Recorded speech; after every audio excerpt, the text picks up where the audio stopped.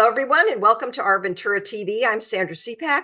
On our show today, I'd like to welcome Dr. Dushyant Viswanthan. He is an internal medicine doctor with Columbia Center for Integrative Medicine here in the Los Angeles, California area. Thank you so much for joining us today, Doctor. It's great to be here. Very good. On our new series of shows, we're going to focus on optimal aging. And I'd like you to share with us how 55 and older adults can manage their health, age well, live a happy, healthy life. And I'd like to start off with some things like maybe some good overall habits that people can have. Yeah, absolutely. Thank you, Sandra. Lovely to be Good. here. Okay. Thanks for the opportunity. Good. People that enter 55 and beyond, it's definitely a different time of life. Often in the 30s and 40s, Sure. People are doing their career or they're at the beginning of their parenting years and so on, Right. and sort of like life is just go go go, and people just keep moving. And at 55, sometimes we do see more diseases happen between 50 to 75. We Okay. do see a little bit more debility, and people are turning into grandparents at that point.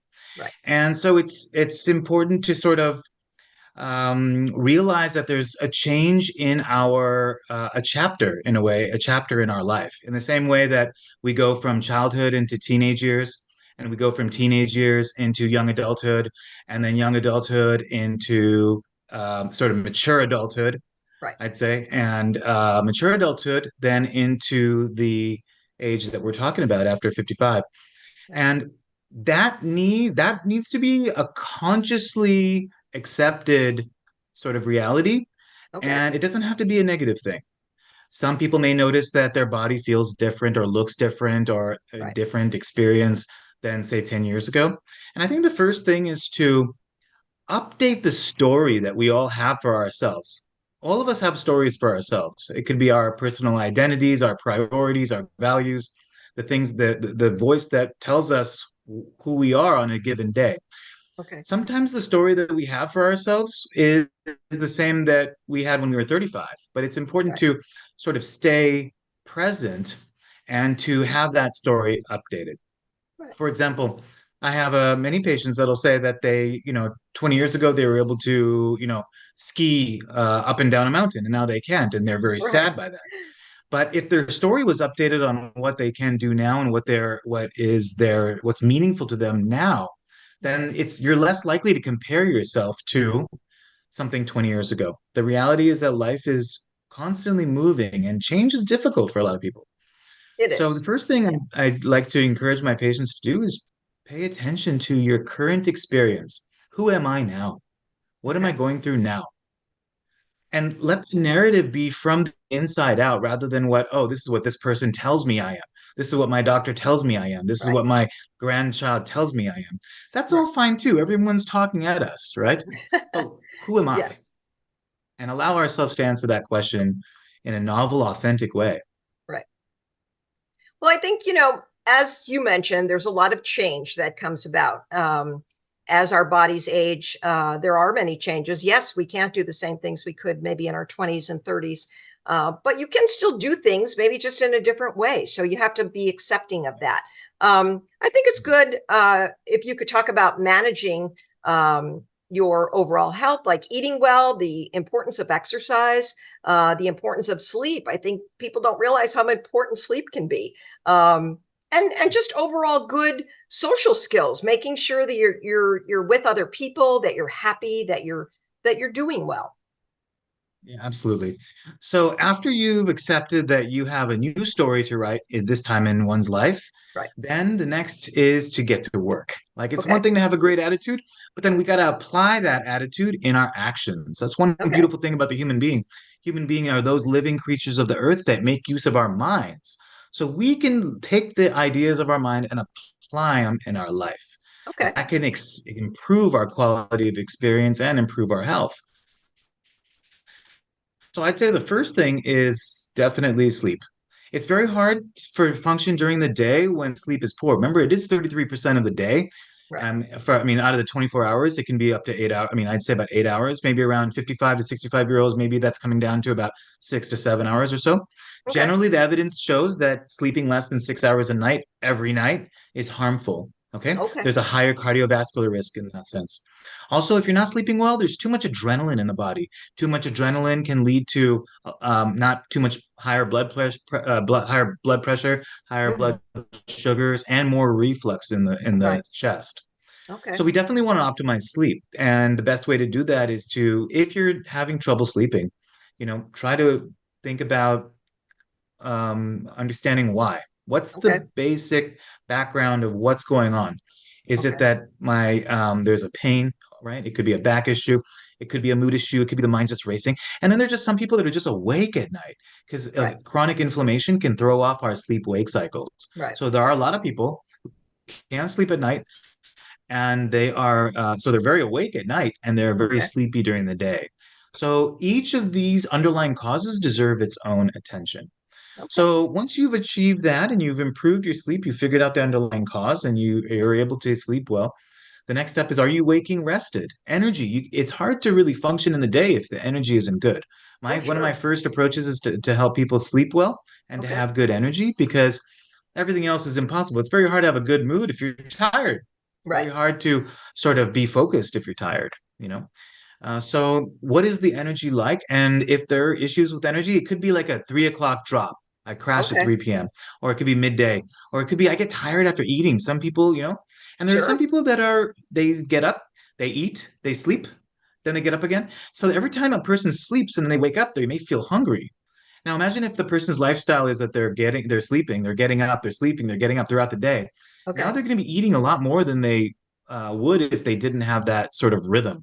Right. So start of seeing your body and your experience as a rhythm, the Okay. rhythm of wake and sleep, the rhythm of play and work, the Right. rhythm And of again, eat as and you're don't eat. mentioning, balancing everything really makes a difference. I know that you see many senior patients in your practice, and you specialize in endocrinology, and you see a lot of patients that are those that have diabetes and chronic diseases, similar things Yeah. like that. Um, how do you counsel them? How do you give them a little bit more advice on those issues? Yeah, it's actually my favorite population. Between 50 to 80 is, Okay. I'd say, even though there's a lot of range in that range, that is definitely my favorite population. I'd say most of my patients are between 50 to 80. Okay. And this is an amazing time of life because there are often changes at 65. Often people experience a different um, value of their healthcare once they get Sure. Medicare. I see some people that they didn't see a doctor throughout their 50s and then they get Medicare and they see a Right. doctor. So people start to think differently about their health and they start maybe noticing, oh, my dad went through this at 65. And so priorities change and Right. perspective changes. And there may be a little bit more fear about things that are whether it's debility, disease, or death. There's a Okay. little bit, definitely a little bit more fear. So I Right. like to get to know people and see what is the context they're in. If I can understand that the person, then I'm more likely to be able to help them. Okay. It's easy to give medications to people, but it's another thing to understand what does this person need now, right? Right. So for some diabetic patients, I have that their gut is so unhealthy that we work on the gut first before focusing on the blood sugar, Okay. and then maybe focusing on the food lifestyle a little bit. So on that point, it is important to develop a healthy rhythm to your food lifestyle. A Right. lot of people eat the same thing every day. But the world does change. So what is in season in the summer is not the same as what's in season in the winter. Sure. And historically, evolutionarily, we're really well equipped to eat what's in season at that particular time. Okay. And so it's to I get to know the patients and what their food lifestyle is like. And some people, they eat uh, because everyone else around them is eating. A lot of That's people true. don't eat very much, and they're eating because the people around them are eating. And in that case, what we want to do is help people start to pay attention to their hunger signals. Okay. It's important to see that eating is a great solution to the problem of hunger. And Okay. if you're not hungry, for example, and you eat, then that may be a major reason why blood sugars go up when a person's diabetic, for That's true. example. Yes. So it's good to understand what does this person need right now, and then build on that with each encounter. And then, 3 months after meeting them, they should be much better off than the first time I met them. Okay. Then I'm like doing You know, something to help I did somebody. want to have you address something because many times some seniors will have a little bit of a aspect of depression, loneliness. Things have changed now, so they tend to kind of go into that direction. How do you counsel your patients in that as well?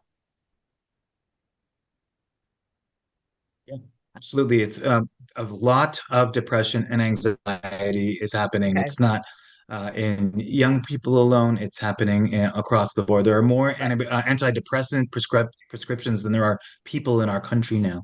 So it's Okay. very important, again, to understand the context of Right. which a person is suffering. Um, it could be a change of identity. It could be a sense Sure. of lack of meaning. It could Okay. be a lot of pain. There is so much Right. pain people experience. There could be Right. a lot of grief too, because at this age, some people are losing their spouses.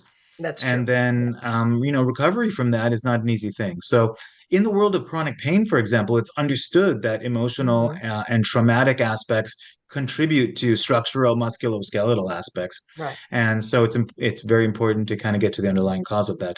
Okay. There is a role for some natural antidepressants. There are anti-mood stabilizing treatments that have no toxicity and no side effects. So I like to encourage people to look at those. But it's really, what does this person need at this particular time?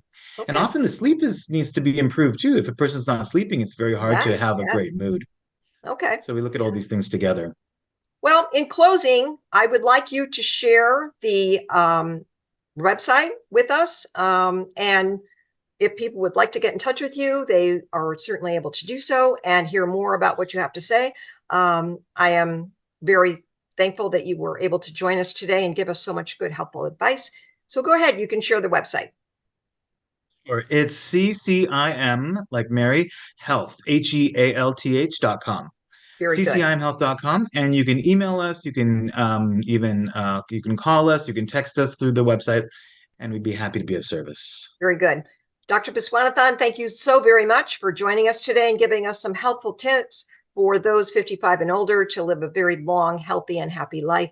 We appreciate your time. Thank you, Sandra. Lovely to be here. Look Thank forward to you. talking to you again. And thank all of you for joining us today on Our Ventura TV. I'm Sandra Siepak. I look forward to seeing you next time. Bye, everyone.